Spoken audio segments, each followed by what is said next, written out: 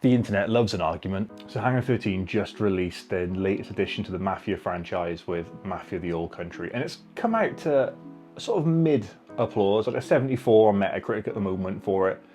But it has been catching a lot of undue sort of flack online for it, and it's been really weird as to why that's been happening. And I'm not sure where the discourse started for this, because it doesn't make any sense. Someone somewhere has pointed out that there is no swimming animation in the game. Now, there is a swimming animation, but you can't swim.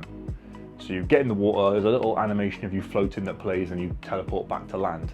And apparently that's a problem, because the game should have swimming mechanics. And I don't understand why. Because it's a single player story-driven adventure game. There's no reason for the character to swim in the game, so why would the developers spend time building in water mechanics and swimming mechanics into it? It makes no sense. If you're not going to swim, why bother putting it in? Because then you get the development time gets extended and stuff's in the game that doesn't need to be in the game, and then people are unhappy that developers wasted their time doing stuff that they didn't need to do. So either way, they can't win. I don't get why people are annoyed that that wasn't in the game. It's like being annoyed that there's no skateboard in the game as well, because I can skateboard in Tony Hawk's. It's like being annoyed that it's not a farming sim because Stardew Valley exists. Not every game needs everything in it. And I find it really weird that people are getting annoyed by that. And people were like kicking off on Twitter, saying stuff about like games now should be like this, they should have all this things, this open world game. But Mafia's not an open world game, it's a story game. It plays similarly to stuff like GTA in the sense that you can take cars, you can shoot people, you can do all this stuff, but it's not open world. It doesn't give you that freedom, because it's not trying to. It's got a story that's pulling you through, and it is a story game dressed up in this modern time. And if you want to go and say that games need to have swimming mechanics in 2025 to be classed as good, well, you're going to have to look at a few games that got nominated for Game of the Year and one that won it. Because Elden Ring doesn't have a swimming mechanic. You can't swim in that game. Is that a bad game? God of War, can't swim in that game, or the latest ones anyway. Is that a bad game? Balatro, can't swim in that. Black Myth Wukong. You can see where I'm going with this, okay? Swimming mechanics do not make the game, and I find it really weird that this is a hill that some people are willing to die upon, because it doesn't need to exist. It doesn't need to have it. Not every game needs everything. Just because technology has moved on, and in 2025 now you can definitely fit more into games, doesn't mean that you have to.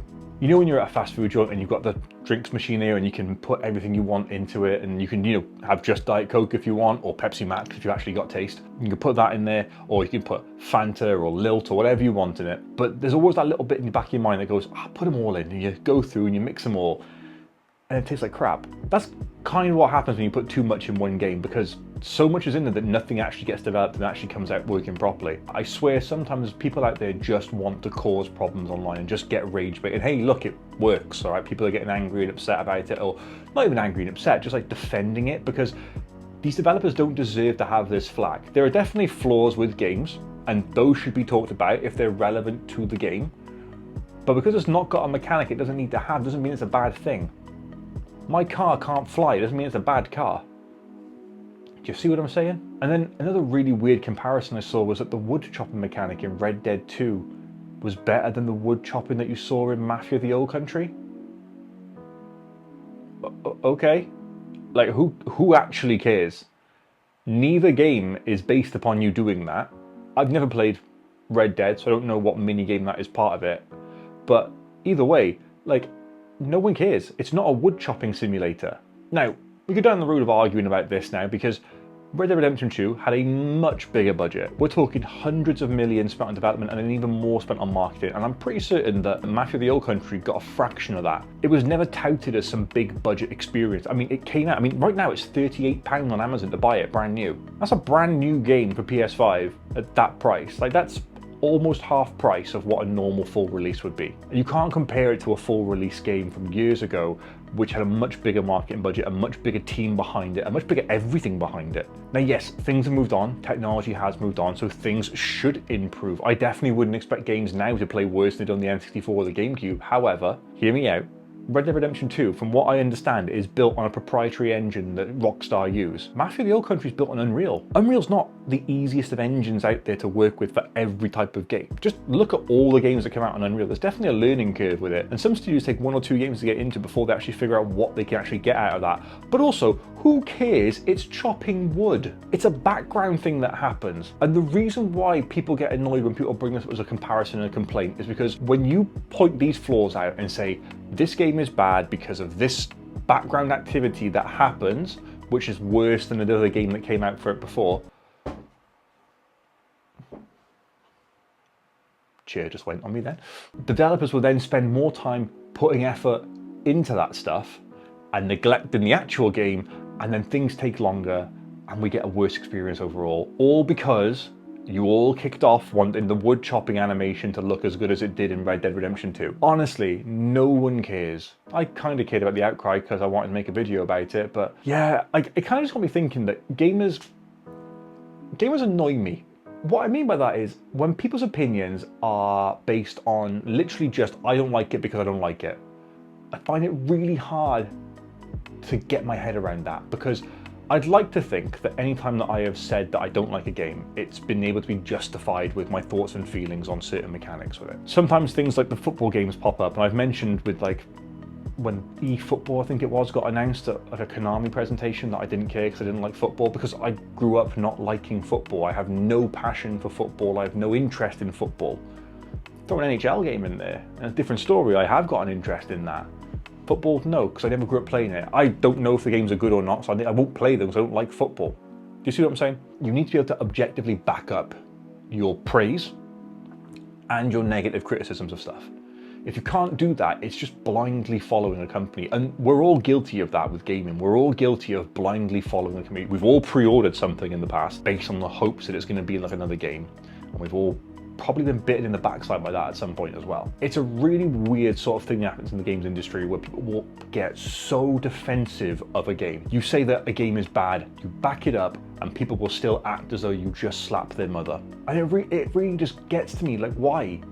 Unless you were the sole developer of this game, and I think off the top of my head, I only think of 2 games that have been developed by one person, and that's Balatro and Fez, I think. I could be wrong.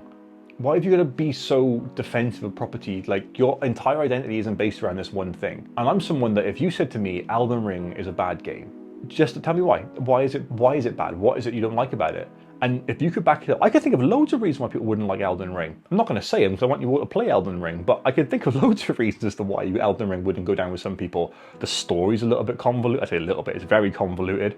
The mechanics are a little bit awkward to get started with. The menu system is really awkward to navigate. Some of the combat can be a bit daunting at first. It's one of those things where you have to get past that learning curve, and I fully understand why some people wouldn't like that. Same for a lot of games like Call of Duty, Battlefield 6. If you go from one to the other, I could fully see why you wouldn't like Battlefield 6. I've got a video coming on Battlefield 6 actually, which I'm going to talk about a lot of the hot takes that I've heard from this game and from the community around it, and just how much I actually loved playing it. I think I'm like over 26 hours deep on a demo at the moment, so yeah, I love it. But there's plenty of reasons why I could say that certain games that I love could be having a fair criticism made against them. Ocarina of Time, plenty of things you could say about that which aren't brilliant. I mean, obviously it's a little bit awkward now considering it's way gone from being like a relevant game. I mean, it's always going to be relevant, but you know, it's not a modern game that's come out. But I could definitely think of bad things to say about that, or criticisms to say about that. And I wouldn't be offended if you said them as well. I think a lot of people in the games industry, well, I say the games industry, like the games sort of fan base, I guess, pin so much of their identity on these consoles. And it goes back to the console war days. I grew up with that stuff and it was really annoying back then, and it's even more annoying now because we've all got social media. We didn't have that back then. If someone told me that they preferred their Sega over my SNES, I saw them in school and that was it. I don't care. I can go home and play Mario. Now it's plastered all over Twitter, Reddit, Instagram, wherever else you get your social media. Just because someone doesn't like what you like, that's fine. And if you want to have a healthy debate about it, crack on. I'm all for healthy debates and I'm all for open discussions about games. I am all for people being able to say why they like something and why they dislike something. But when it's just blindly done, like I said, it's really hard to have those talks, because then you're just battling with someone who just likes it because they like it. And if they can't back it up as to why, it's a bit weird. So yeah, I guess I kind of go off on tangent a little bit there, but it's a casual episode, so who cares? But yeah, I don't think that Hangar 13 deserve any of the criticism that they've been getting for Mafia The Old Country not having a swimming mechanic built into it and not having a great chopping wood animation in there as well. Who are you people that are complaining about this? Like, why do you care? Love something, hate something, that's fine.